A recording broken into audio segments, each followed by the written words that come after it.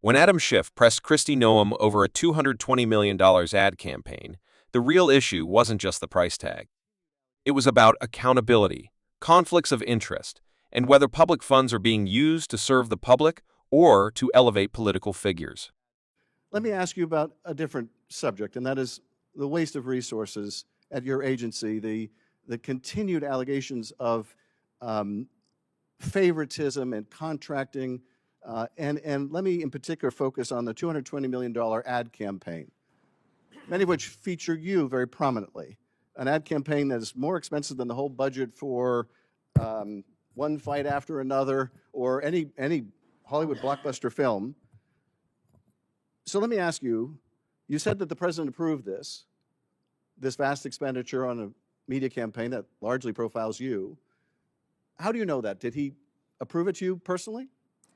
This media campaign was critical in telling the world and this country that we are enforcing the laws in the United States of America. That if you're in your country illegally, then you should leave now, or if you want the chance to come back to the United States someday in the future. If you don't, you will be detained and will be removed and never get the chance to come back.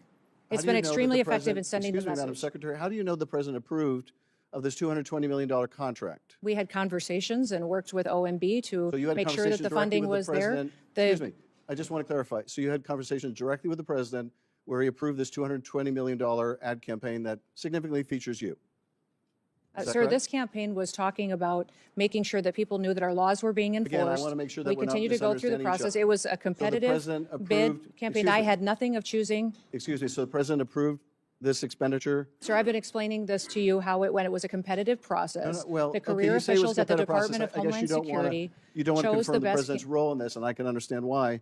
But you say it was a competitive process, and yet this contract went to a company that didn't exist 2 weeks before they got the contract. Sir, I can't speak to that. I don't know the name of that company. You're saying you can't speak to it, but let me ask you this.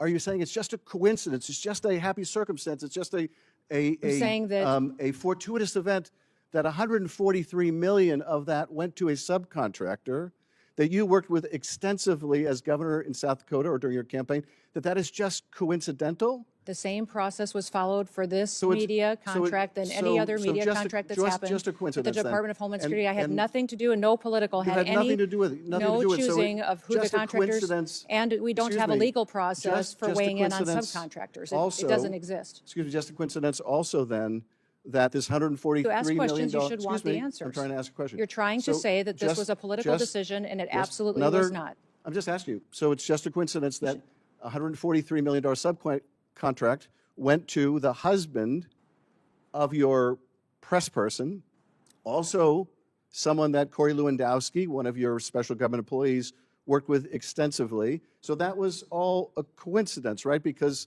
you had no knowledge of this, no involvement. Media company that none gets of the the people contract, around you had any involvement. the ability to choose the taxpayers should just subcontractors. assume We don't this is weigh a in coincidence. on who subcontractors are. There's not a legal process for us to determine what subcontractors are a part of a contract that goes out for a competitive bid. And only career employees at DHS were in on the choosing of those media contracts. Can you state for the record then that neither you nor Mr. Lewandowski nor your press secretary, married to the husband of the person who got this $143 million contract. We were not a part of the decision-making. Can you state for the record that none of you that I've just described had any role, played any part, made any communication with any government agency that was involved in deciding who would get that contract? To the best of my knowledge, none of us were involved in deciding who got those contracts for the media campaign. But were any of you involved in advocating, communicating, or expressing a preference to my knowledge, in Senator, any way not to with my the government? knowledge, Excuse Senator. me.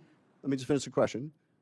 Were any of you involved in any way in communicating, expressing a preference in any form, manner, verbal, written, with any government agency that was involved in the contracting process? The same process was followed for that contract that is for all media contracts that have gone forward. To my knowledge, there was no involvement whatsoever of anybody that is on the political appointee side of this position and that media contract. At first glance, the ad campaign is framed as a public information effort, telling people that immigration laws will be enforced. That's a legitimate function of government. Agencies routinely run public awareness campaigns about taxes, health, safety, and yes, immigration enforcement. But Schiff is asking viewers and the public to look deeper. When does a public information campaign cross the line into political branding?